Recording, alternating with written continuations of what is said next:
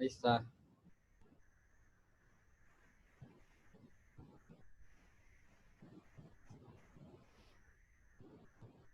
Vamos a empezar la clase de hoy. Si no me escuchan o tienen algún problema con el audio o con la imagen, me avisan.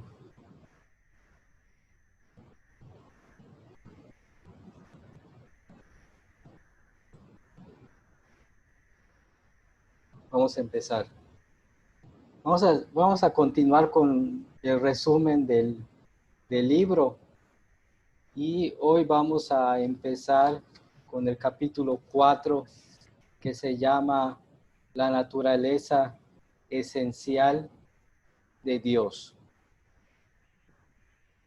En este capítulo hay 4 puntos importantes que voy a tratar de resumirlo. Vamos a intentarlo hacerlo más rápido para que abarquemos más capítulos hoy. El primer punto se llama que Dios puede ser conocido. Para eso vamos a leer allá en Juan 17:3. Dice así: y la vida eterna consiste en que te conozcan a ti, el único Dios verdadero, y a Jesucristo, a quien tú enviaste. Eso dice allá Juan 17:3. Y lo que nos da a entender acá Juan, el autor de este libro. Pero no vamos a poder comentar. ¿No te acuerdas que yo no tengo para eso? La otra vez lo pusimos, pero no nos oyen ellos. Solo Karina, tú y yo estamos conectadas. Escuchando, coche.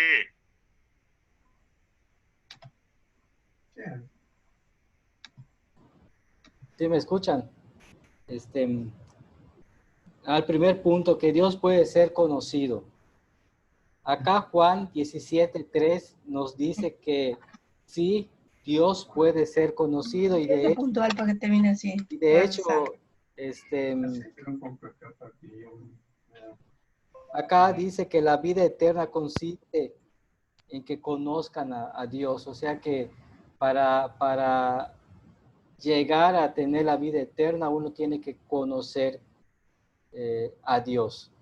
Claro, no en el sentido completo, porque jamás vamos a poder conocer a Dios en un sentido completo, pero sí en un sentido no básico, sino un sentido esencial.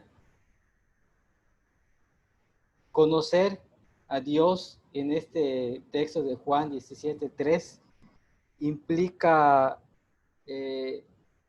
aceptarlo. No implica conocerlo de una forma total. Bueno, con respecto a este punto, yo creo que ya está muy claro. El otro punto, el segundo punto, es que Dios es espíritu. Igual es un texto de Juan 4:24. Dios es espíritu, y los que lo adoran en espíritu y en verdad es necesario que lo adoren. Acá Juan habla de esa característica de Dios, de que Dios es un ser espiritual, y de hecho lo dice de una forma literal: Dios es espíritu. Acá creo que no hay mucho que comentar, aunque ya en los momentos de preguntas pues pueden comentar. Ahora todavía estamos empezando. El tercer punto, y creo que es uno de los más importantes, que Dios es un ser personal. Malaquías 2:10. ¿No tenemos todo un mismo Padre? ¿No nos ha criado un mismo Dios? Como se ha comentado varias veces, en varias partes de la Biblia aparece Dios como un Padre, y al ponerlo así, implica una relación más personal, como la relación que uno tiene, o sea, la relación que tiene este círculo, ¿no? de papá e hijo, o hijo y papá. Es una relación, bueno, en la mayoría de los casos, eh, personal. Acá también nos recuerda de que no debemos de pensar que Dios es un Dios no personal, o sea, un Dios que no se preocupa por las situaciones o por lo que eh, vivimos los seres humanos, no sus hijos. Esto es con respecto al capítulo 4, ¿sí? Bueno, me faltó un punto, perdón. Que Dios es un ser infinito en perfección. Éxodo 15:11 dice, ¿quién como tú, Jehová, entre los dioses? ¿Quién como tú, magnífico en santidad, terrible o temible en loores, hacedor de maravillas? Acá es Moisés que está hablando con respecto a Dios y da ciertas características de Dios. Primero, que es un ser único, porque dice, ¿quién como tú, Jehová, entre los dioses? Luego habla acerca de su santidad, de su poder y de sus maravillas. Todo esto encierra este concepto de que Dios es un ser infinito en perfección. La santidad, el poder y todo eso implica perfección. No se puede hablar de un Dios, por ejemplo, santo, sin tomar en cuenta la perfección. Dios es santo y por lo tanto Dios es perfecto. Dios es temible en loores, o sea, Dios es poderoso y también es poderoso, pero porque es perfecto. Y la primera parte, ¿quién como tú, Jehová, entre los dioses? Habla de ser un único. Está comparando Moisés a Dios con los demás dioses egipcios y lo está poniendo en un lugar diferente, en un lugar único. Entonces, eh, este punto de ser único también implica ser perfecto. Dios es único porque es perfecto. Bueno, ya con esto sí, ya terminamos el capítulo 4. Voy a resumir el capítulo 5 y después vamos a tener un momento de preguntas, de comentarios, cualquier cosa que quieran preguntar, decir. Somos poquitos, eh, pero bueno. El capítulo 4 habla de los nombres de Dios. Es un tema muy amplio. Solamente voy a mencionar 2 puntos. El primero, el nombre de Dios en general o la santidad del nombre de Dios. Éxodo 27.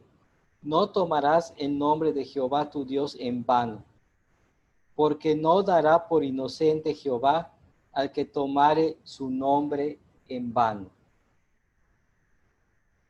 En las Biblias hebreas, el nombre de Jehová o de Yahvé está escrito sin vocales, así que no se puede pronunciar. Los que todavía están aprendiendo hebreo y se topan con la palabra Yahvé, si no saben ese punto, van a intentar leer el nombre de Yahvé, pero es imposible porque no tiene vocales. Intenten leer una palabra sin vocales. Es literalmente imposible.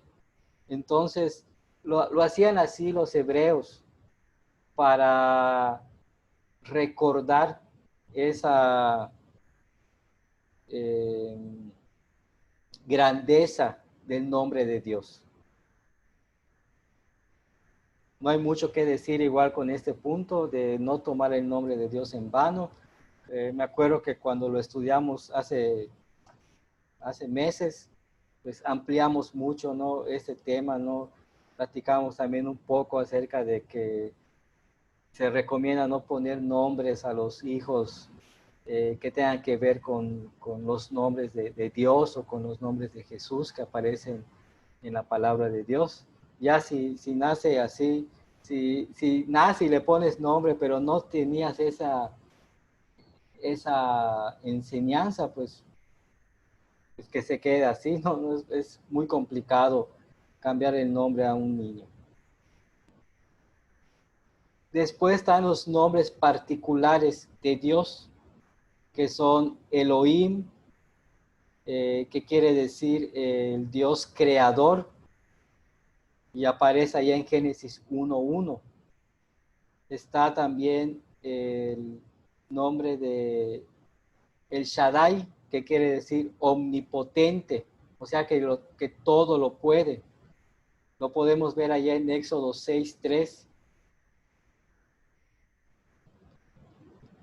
Igual un nombre muy común en los salmos es Adonai, que se traduce en español como el Señor o Señor.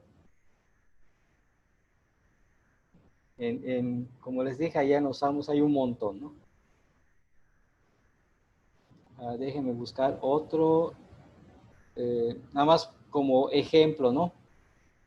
En Apocalipsis 4:8, ya en el Nuevo Testamento, dice, Santo, Santo, Santo, el Señor Todopoderoso. Acá, Señor, la palabra en español, viene de la palabra, sí, viene de una palabra en griego que quiere decir Curios o Kyrios, según si es griego antiguo o griego moderno. Kyrios quiere decir Señor, pero no un Señor cualquiera, sino que los griegos lo usaban para referirse a un Señor, por ejemplo, dueño de tierras, dueño de ciertas cosas o que tenga algún título político o religioso, o sea, una persona importante. ¿Sí? Con respecto a estos dos capítulos, es todo. El capítulo 6 se llama Los atributos de Dios, pero les voy a dar chance, aprovechando que somos pocos, de que si quiere hablar alguien, comentar algo con respecto a estos dos capítulos, lo puede hacer. Tiene la oportunidad de hacerlo. Sí, aquí en esta parte en que estamos viendo es cuando platicábamos con la ligereza con la que mencionamos ahora el nombre de Dios sin pensar en que no debería ser así, ¿no? En cualquier momento lo mencionamos, decimos, guay, por Dios, o incluso pues los no creyentes te juran hasta por Dios y todo ese tipo de cosas. Es lo que sí recuerdo esta clase, es lo que platicábamos. Sí, sí, así es. Es un punto que lo dejamos pasar a veces, ¿no? O a veces lo minimizamos. Lo minimizamos y no le tomamos la importancia correcta. Bueno, Y no hay... ponerle, A ver, dígame. Y ponerle nombres a un negocio que tienes, a veces le pones nombre ajá, Jehová Jireh o Elohim o nombres de Dios, también sería algo incorrecto, ¿no?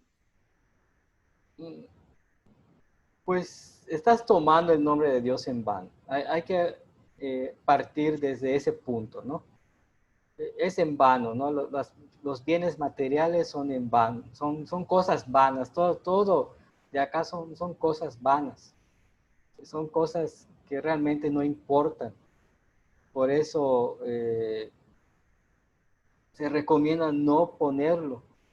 Si tienes una tienda y ya está el nombre así, pues si ya está registrado así ante Hacienda, pues no es muy fácil cambiarlo el nombre, ¿no? Aunque le quites allá, lo borres y pongas otro nombre, ante el gobierno tiene el nombre original, ¿no? No sé, Yahvé Jireh, como he visto algunas veces. Eh, pero bueno, no se debería de poner, ¿no? Hay que respetar el nombre de Dios. Sí. No hay muchos, así que tienen chance de hablar mucho, hermanos. ¿Sí? Nada. Bueno, voy a silenciar otra vez sus micrófonos. No se vayan a molestar. Sí. Eh, Vamos a seguir con el capítulo 6. Vamos a resumir el 6 y el 7 y luego vamos a seguir con esta dinámica de preguntas. El capítulo 6 se llama Los atributos de Dios. Es un capítulo igual muy sencillo. Pero aparte de ser sencillo, no porque sea sencillo sea algo sin importancia. Eh, es muy importante. Los atributos de Dios se dividen en dos. Los comunicables, que son hasta cierto punto, nosotros los heredamos de Dios, ¿no? Como la sabiduría, la bondad, el amor, la gracia. Todos esos atributos Dios los tiene, pero también nosotros los tenemos. Pero con la diferencia que por el pecado solamente llega de una forma incompleta hacia nosotros. Por ejemplo, la sabiduría está ya en el Salmo 104, 24. Cuán muchas son tus obras, oh Jehová, hiciste todas ellas con sabiduría. Está hablando de la sabiduría de Dios. No está hablando de la sabiduría del hombre. Sí, nosotros tenemos sabiduría. Cada uno de los que estamos acá, pues son expertos o somos expertos en ciertas disciplinas, en ciertas ciencias, en ciertos oficios que el otro que no tiene. Hay diversidad, ¿no?, de dones, la misma Biblia lo dice, pero el único que es sabio completamente, que sabe todo de todo, es Dios. Por eso el salmista lo menciona así. Cuán muchas son tus obras, oh Jehová, hiciste todas ellas con sabiduría. Los otros atributos se llaman incomunicables. Son atributos que Dios tiene exclusivamente y que casi en la mayoría de los casos el ser humano no tiene. La independencia, o sea que Dios puede hacer lo que Él quiera hacer. La inmutabilidad, o sea, de que no cambia. La eternidad, bueno, también hablamos un poco acerca de la eternidad, ¿no? La eternidad de Dios es que Dios no tiene ni principio ni fin, La eternidad de nosotros, si queremos usarlo para nosotros, es diferente porque nosotros tenemos un principio, pero no tenemos un final. Dice, ve la diferencia, ¿no? La omnipresencia de que Dios está en todos los lugares, está en todo lugar. El ser humano no puede tener esa habilidad. Los ángeles o los demonios tampoco tienen esa habilidad. Satanás tampoco tiene esa habilidad, aunque unos creen que sí, pero realmente son los demonios que ayudan a Satanás, ¿no?, a hacer cosas. Pero Satanás, como otro ángel, pues no tiene esa habilidad de ser omnipresente. Solamente como ejemplo, voy a mencionar el texto de Malaquías 3:6, que nos habla de la inmutabilidad de Dios, de que Dios no puede cambiar. Porque yo, Jehová, no me mudo, o no me cambio, o no cambio. Así vosotros, hijos de Jacob, no habéis sido consumidos. Está hablando de que Dios no cambia sus propósitos, en este caso hacia su pueblo. Por eso dice al final, y así vosotros, hijos de Jacob, no habéis sido consumidos, ¿no? No han sido matados o eliminados por Dios.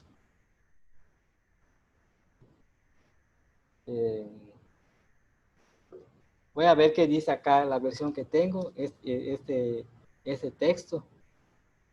Malaquías. Creo que Malaquías es uno de los libros más difíciles de buscar, ¿no? Porque como está cortito.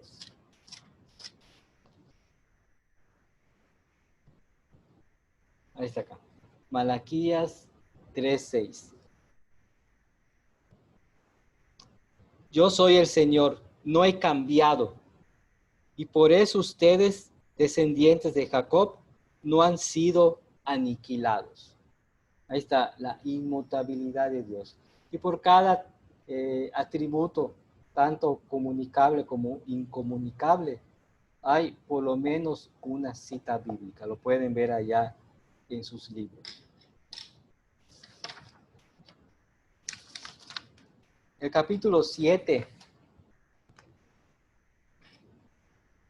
habla de la Trinidad. Hay varios textos que hablan acerca de la Trinidad.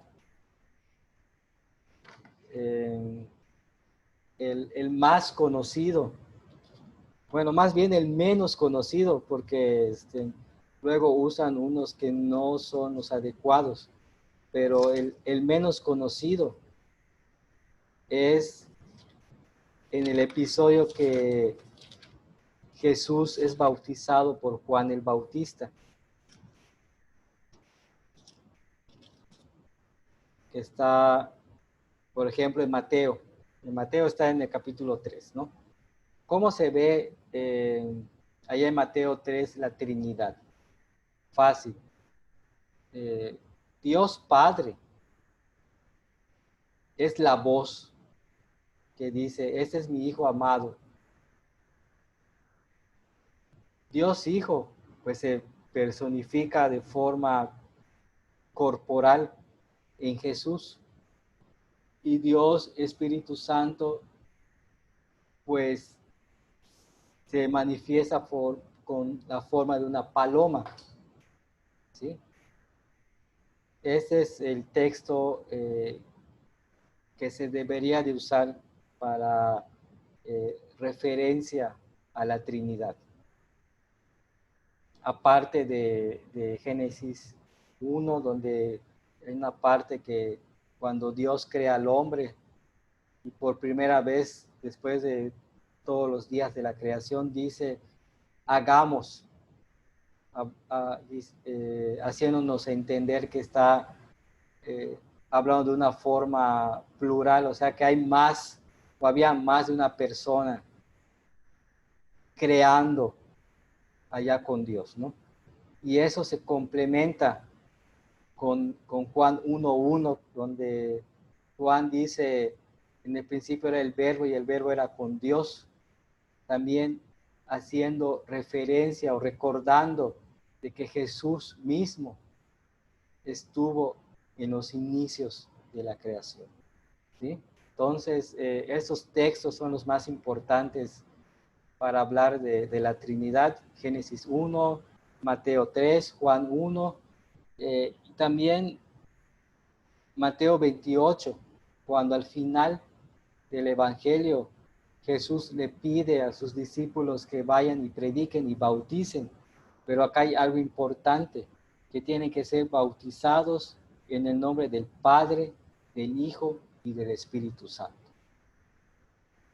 ¿Sí? Desde el punto de vista teológico, el bautizo sí, legal y doctrinalmente adecuado o aceptado, como quieran decir, tiene que ser o tiene que tener dos requisitos. El primero es que la persona sea una persona escogida por Dios, ¿sí? Un pastor, un sacerdote. Acá entramos mucha en polémica, por eso en los momentos de preguntas pueden preguntarme, no importa. Porque solamente Dios sabe quién realmente es un verdadero siervo de Dios, ¿no? El título que te da una organización religiosa como presbítero no te hace ser realmente una persona escogida, pero bueno, podemos platicarlo después. El otro punto acerca del bautizo es de que se tiene que hacer en nombre de la Trinidad. Ya las formas son, pueden variar, ¿no? Te pueden sumergir, te pueden echar gotitas como hacemos la iglesia presbiteriana y también la iglesia católica lo hace. Y un montón de cosas más. Pero ya me extendí, ya estoy hablando de otro punto, ¿no? Pero es muy importante darnos cuenta de que el bautizo tiene que ser en nombre de la Trinidad. Hay ciertas sectas, porque no se pueden denominar iglesias por sus doctrinas, pero hay ciertas sectas que solamente bautizan en el nombre de Jesús. No sé cómo es que se les ocurrió o de dónde sacaron esa idea en la Biblia, pero pues así tienen esa costumbre, ¿no?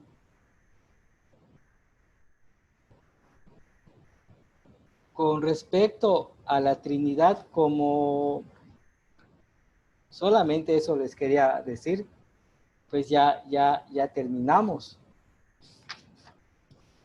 Vamos a seguir con el capítulo 8, pero pues tienen oportunidad, hermanos, hermanas, de preguntarme algunas cosas con respecto a estos puntos de la Trinidad y de los atributos de Dios, y si quieren de los dos puntos anteriores también, ¿no? Hay ciertas cosas interesantes que, pues, a ver si quieran comentar, ¿no?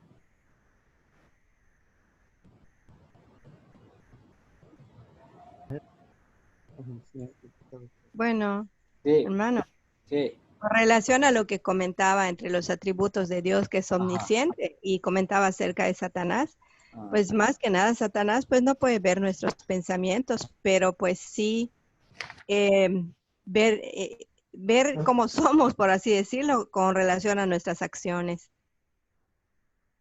Bueno, yo eso creo. No es que lea nuestros pensamientos, sino que puede ver cómo somos a través de nuestros actos. Podría ser. Es que es un tema de, bueno, en la teología, cuando se trata el estudio de los ángeles y los demonios, se llama angelología, ¿sí? Hay que empezar tomando en cuenta de que los demonios, incluido Satanás, no fueron creados así, fueron creados como ángeles. Los ángeles tienen ciertas características, podemos ver en la Biblia, que los demonios, pues hasta cierto punto los siguen teniendo. ¿Qué quiero decir con eso? Que tienen limitantes, no tienen tantos poderes como a veces vemos en las películas o en los libros. Tienen las cosas así limitadas, ¿sí? Pueden, por ejemplo, estar con nosotros sin que lo veamos, como dice el Salmo, que el ángel de Jehová acampa alrededor de los que le temen. Y tal vez algunos teólogos dicen que ángeles o demonios se pueden personificar como personas o ayudarnos o hacernos daño.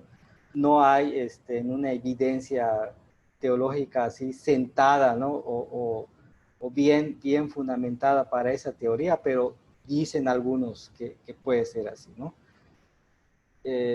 No sé si puedan saber nuestros pensamientos, pero yo creo que sí ven lo que hacemos. Lo que hacemos tiene mucho que ver con lo que pensamos, ¿no? Bueno, es mi punto de vista. No sé Esa quién. es mi deducción igual. ¿Cómo? Es mi deducción igual. Sí. ¿Alguien más? Bueno, no alguien más, nada más somos 3, ¿no? 4. Los demás creo que se durmieron, no sé. El hermano, el otro hermano, ya desconectó su micrófono, a ver. Ya conectó su micrófono, a ver. No, hermano, todo pues está bien, sí, pues son muchos atributos, ya los hemos visto, pero sí, como es un repaso, pues sí estamos yendo bastante rápido y sí, son muchos los atributos de Dios. Sí. Pero sí, todo está claro, está entendido. Ah, qué bueno, qué bueno. Acá el programa me dice que me faltan 9 minutos. Vamos a aprovecharlos. El capítulo 8, tal vez sea el último que vamos a platicar hoy. El capítulo 8 se llama Los decretos de Dios.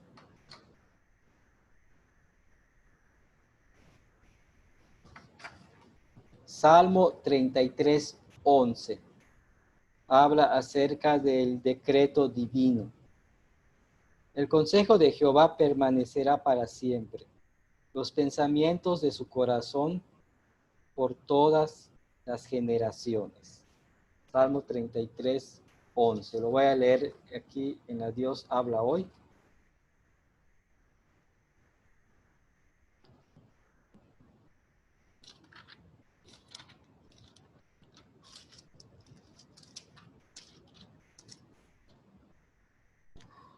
Pero los proyectos del Señor permanecen firmes para siempre.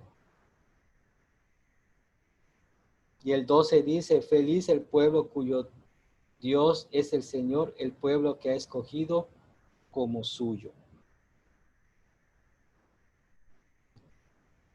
Acá habla, me gusta mucho cómo dice acá, Dios habla hoy porque dice proyectos, ¿no? Acá en la Reina Valera, la antigua, dice el consejo. Tanto proyecto como consejos quiere decir planes, ¿no? Planes que uno que hace, o en el caso de este salmo, los planes de Dios. Cuando dice acá el salmista que van a permanecer para siempre, o como dice la Dios habla hoy, permanecen firmes para siempre, quiere decir de que no tienen ni cambio, ni caducidad, ¿sí? Y son perfectos también. De eso hablan los decretos de Dios. Dios decreta algo. Dios ha decretado todo desde antes de la fundación del mundo. Todo lo que ha pasado, lo que está pasando ahora y lo que vaya a pasar. No vamos a entender al 100% los decretos de Dios, porque a veces es difícil entender o aceptar las cosas malas que nos pasan en nuestra vida. Pero una vez un teólogo ahí en el seminario nos explicó así fácilmente, a veces las cosas malas que Dios permite es para enseñarnos cosas. Es como cuando tú como papá o como mamá le dices a tu hijo o a tu hija, no hagas esto, pero no te hace caso. Es decir, de que no te subas a la mesa. Ya está la advertencia. Pero el papá o la mamá permite, por decirlo así, que el niño desobedezca un poco para que le pase algo. No es por maldad. Los papás no lo hacen por maldad.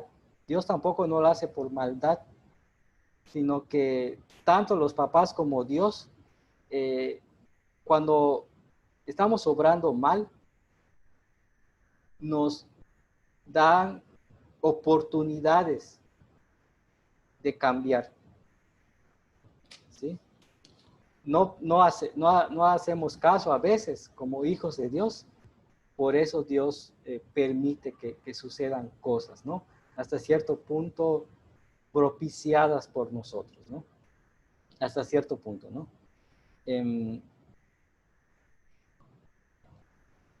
Dentro de los decretos divinos de Dios está la predestinación.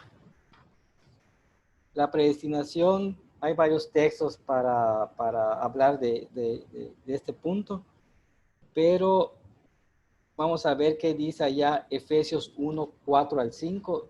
Con eso termino y luego pueden platicar un poco ustedes con respecto a este capítulo, ¿no? Efesios 1, 4 al 5. Efesios 1, 5 dice, Dios nos escogió en Cristo desde antes de la creación del mundo, para que fuéramos santos y sin defecto en su presencia por su amor. Nos había destinado a ser adoptados como hijos suyos por medio de Jesucristo, hacia el cual nos ordenó, según la determinación bondadosa de su voluntad. Aquí habla de la predestinación, de que nosotros fuimos predestinados,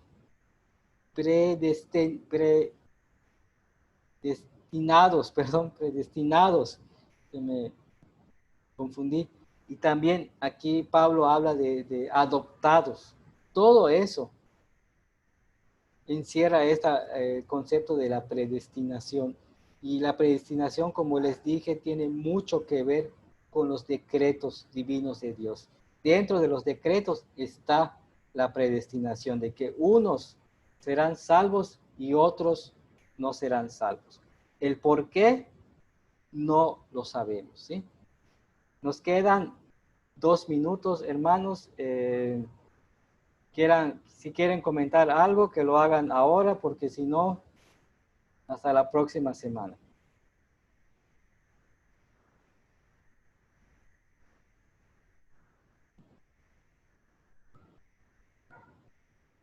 Pues yo creo que quedó claro. Bueno, entonces, recuerden que el video lo voy a subir al Facebook de la iglesia para que lo vean los que no pudieron entrar. Ahí les dicen este detalle, ¿no? Entonces, hermanos, yo creo que ya terminamos. Ya la próxima semana vamos a iniciar o continuar con el resumen, capítulo 9 de la creación. Y mañana a las 6, no se les olvide, la clase de hermenéutica. Ya revisé, ya falta muy poco para que terminemos el libro. Vamos a, después de terminar el libro, unos momentos o unas clases así con ejercicios. Voy a ver cómo se hace, ¿no? Así que, hermanos, Dios les bendiga y nos vemos mañana. Adiós. Adiós, hermano, gracias. Adiós. Hermano, que le bendiga a todos. Adiós. Bueno. Bueno.